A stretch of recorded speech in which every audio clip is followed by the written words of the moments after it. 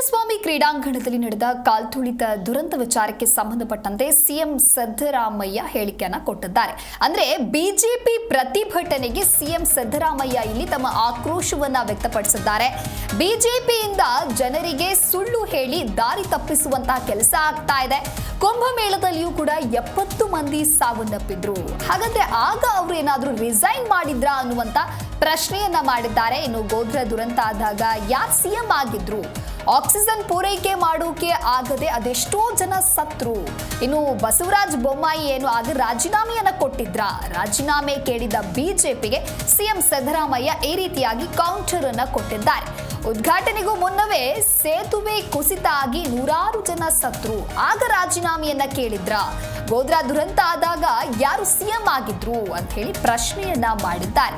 ಇನ್ನು ಬಸವರಾಜ ಬೊಮ್ಮಾಯಿ ಏನು ಆಗ ರಾಜೀನಾಮೆಯನ್ನ ನೀಡಿದ್ರ ಅನ್ನೋದಾಗಿಯೂ ಕೂಡ ಇಲ್ಲಿ ಸಿಎಂ ಸಿದ್ದರಾಮಯ್ಯ ಬಿಜೆಪಿ ಪ್ರತಿಭಟನೆಗೆ ತಮ್ಮ ಆಕ್ರೋಶವನ್ನ ವ್ಯಕ್ತಪಡಿಸಿದ್ದಾರೆ.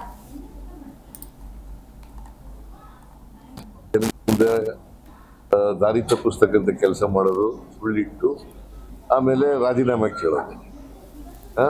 ಈಗ ಕುಂಭಮೇಳದಲ್ಲಿ ಎಷ್ಟು 40-50 ಜನ ಸತ್ತರು. ಆಗ ರಾಜೀನಾಮೆ ಕೇಳಿದ್ರೆ ಇವರು ಕೇಳಿದ್ರೇನ್ರಿ? ಒಂದು ಸೇತುವೆ ಇನಾಗ್ರೇಷನ್ ದಿನನೇ ಬಿದ್ದೋಯ್ತು, ಅಲ್ಲಿ ಸುಮಾರು 140 ಜನ ಸತ್ತರು. ಆಗ ಪ್ರೈಮ್ ಮಿನಿಸ್ಟರ್ ರಾಜೀನಾಮೆ ಕೇಳಿದ್ರೇನಪ್ಪ? ಸುಳ್ಳು ಜನಗಳ ಮುಂದೆ ದಾರಿ ತಪ್ಪಿಸ್ತಕ್ಕಂಥ ಕೆಲಸ ಮಾಡೋದು, ಸುಳ್ಳಿಟ್ಟು ಆಮೇಲೆ ರಾಜೀನಾಮೆ ಕೇಳೋದು. ಈಗ ಕುಂಭಮೇಳದಲ್ಲಿ ಎಷ್ಟು 40-50 ಜನ ಸತ್ತರು. ಆಗ ರಾಜೀನಾಮೆ ಕೇಳಿದ್ರೆ ಇವರು ಕೇಳಿದ್ರೇನ್ರಿ?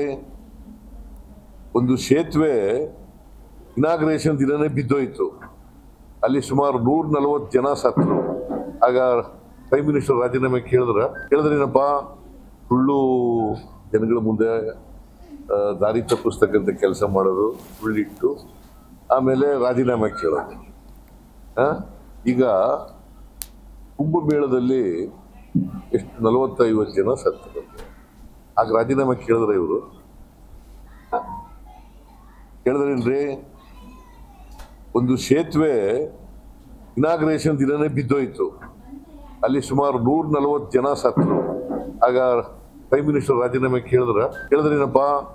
ಸುಳ್ಳು ಜನಗಳ ಮುಂದೆ ದಾರಿ ತಪ್ಪಿಸ್ತಕ್ಕಂಥ ಕೆಲಸ ಮಾಡೋದು, ಸುಳ್ಳಿಟ್ಟು ಆಮೇಲೆ ರಾಜೀನಾಮೆ ಕೇಳೋದು.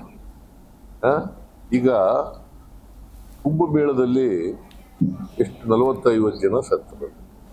ಆಗ ರಾಜೀನಾಮೆ ಕೇಳಿದ್ರೆ ಇವರು